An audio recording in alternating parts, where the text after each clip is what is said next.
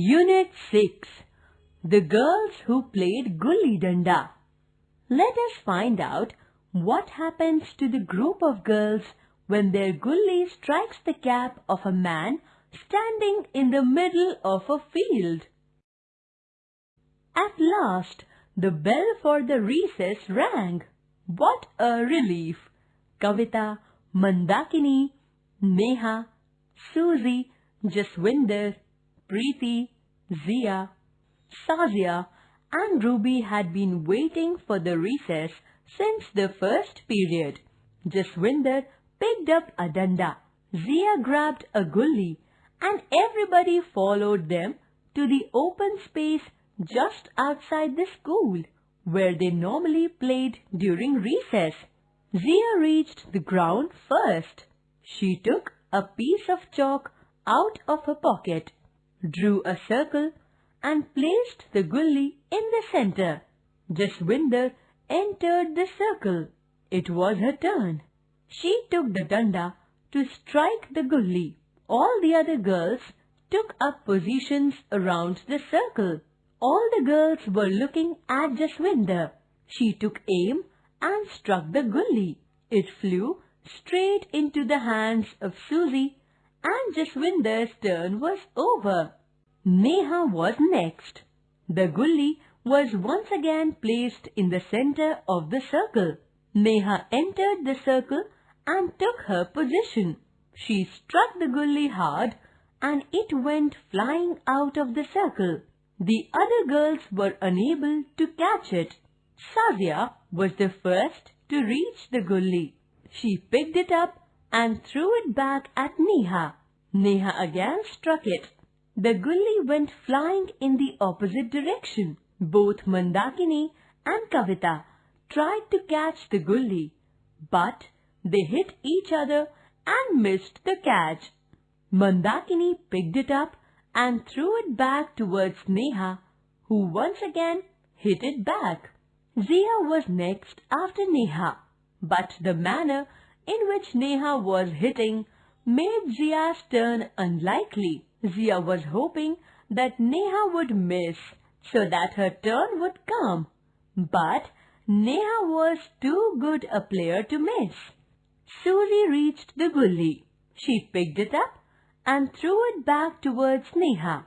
This time, Neha did not even wait for it to reach the circle. She hit it towards Jaswinder, who was unable to catch it. She was sorry for not catching it, but she could not do anything now. She picked up and threw the gulli towards Neha. Neha hit the gulli and it flew straight towards Zia. Zia was ready to take the catch, but the gulli never reached her. There was a racket in the middle of the field. A man in jeans and a t-shirt was standing in the middle of the ground. His cap was lying on the ground near his feet. The gulli was inside the cap. The man was very angry. He shouted, "Can you not see where you are hitting? I will teach you how to play such that you never forget the lesson." Neha approached him and said, "I am very sorry. I did not hit you deliberately. It was a mistake. I did not see you coming. I am very sorry." "Is this your playground? Why don't you play in your school compound?" the man shouted.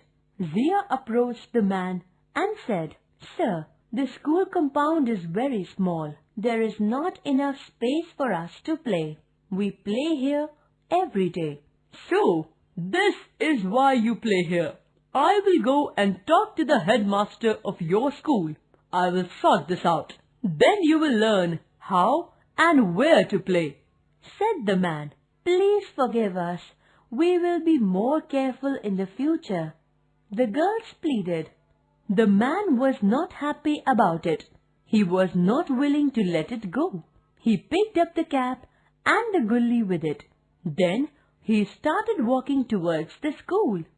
The girls tried to snatch the gulli, but he did not allow it. All the girls followed him, pleading and begging. They were afraid of the headmaster's temper, but the man was not interested in ending the matter. The man entered the school and went straight towards the headmaster's office. The peon tried to stop the man from entering the school, but it did not make much of a difference. The man pushed the peon aside and walked in. There were loud noises coming from inside the office. The girls were standing outside and praying. The peon came and asked the girls to enter. The girls entered the headmaster's office one by one. "Who did this?" the headmaster shouted. "How many times have I told you not to play outside the school? Why do you not play within the compound? Tell me, who did this?" The girls looked at each other, but nobody dared to say anything. "What happened? Are all of you dumb? Why are you silent?" the headmaster bellowed.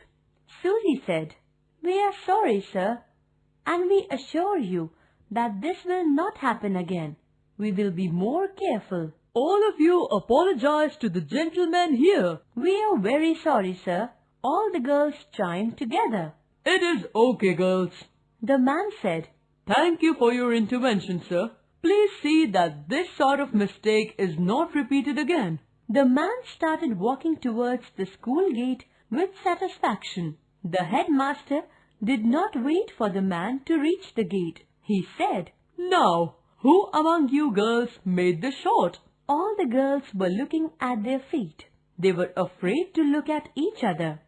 Zia decided to take the blame.